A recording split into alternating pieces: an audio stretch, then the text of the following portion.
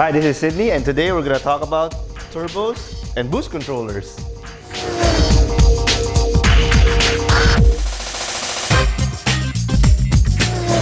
Chances are when you buy a diesel car nowadays, it has a turbocharger. It's not exclusive anymore to high-performance cars like Subarus or Evos or racing cars. Almost every turbo diesel on sale now from any manufacturer has one of these things. And that's why they're great, and they do make a lot of power and a lot of torque. Now this turbocharger sucks in air here, pumps it, air goes out here, and this air has pressure in it. The same way that in your mom's pressure cooker, when you reach a certain pressure, the whistle sounds. In the turbocharger, there's a similar mechanism that tells you that, or actually tells the engine that, okay, pressure is right, let's set it at that and don't go any higher. It's this thing. This is called a wastegate. Inside here is a diaphragm that goes forward and backward. What it does is connects to this lever, which opens and closes this flap. Once the pressure goes here, it's correct, it will push this lever out, and this flap will open, bleeding off some of the exhaust gases. Now, there's a way to increase the boost, which is using a boost controller. And it's this little thing. Basically what this is a valve. Air goes here, air goes out there.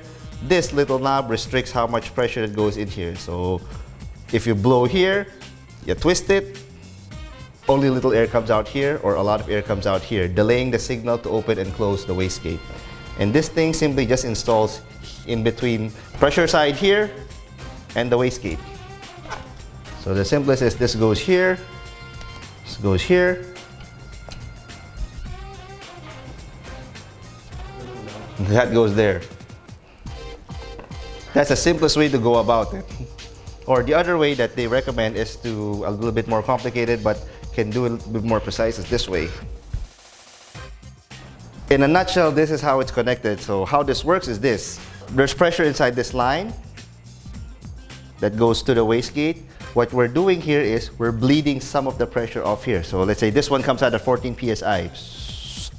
But since you're letting out some of the pressure here, pressure that goes here is less, maybe 12. So here you're bleeding 1, 2, 3, maybe 4 psi. By adjusting this knob here, there's a plus and a minus here. The plus and minus here don't mean anything. It does not mean one click is 1 psi, 2 click is 2 psi. No. Every car is different, every turbocharger behaves differently, so the only way for you to properly adjust is if you have a working and accurate boost gauge installed in your car, or you have it brought to a dyno, so you can see if the adjustments that you're making are making power indeed, and if it's enough, because this one here will now connect to the boost sensor of the dyno itself. Now when you open your engine, most people can identify some of the basic parts, like this is the air filter, this is where you put in the oil, that's the battery, but that's pretty much it.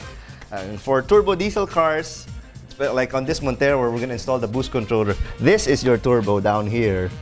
That's the turbocharger right there. This is the compressor side. That's the turbine side or the exhaust. The wastegate is actually down here, this rod here. That's where the wastegate is. That's what controls how much boost pressure is enough, and then it opens the flap. So all the air the car gets comes from here, the air box. Then once it goes in, it gets burned. Exhaust gas goes out here. And this is where we're going to install the boost controller. So this is the boost controller installed. It's just this little thing. Then later on, once we're finished setting it, we're going to secure it here somewhere with a zip tie. And then here, this is a lock nut. We will tighten this so no makulit car wash boys gonna make me hit this when they do a car wash, because if they do, it'll mess up your boost settings. So here, there's a plus and a minus. We start here by making the knob all the way to the minus. So this is basically stock boost. Then we'll slowly rotate it to the plus side while watching on the dyno how much boost we actually get. Now as you can see, we have the boost controller on one side, then we have this thing connected to the dyno. This is where the ECU reads boost. This is in the manifold, and it goes to this sensor. This thing's called a manifold absolute pressure sensor. This converts pressure into voltage that the ECU can understand, and this is what also it references. Let's say, okay, at 2 volts, it's this much pressure. At 3 volts, it's this much pressure. Therefore, we give this much fuel and that much fuel.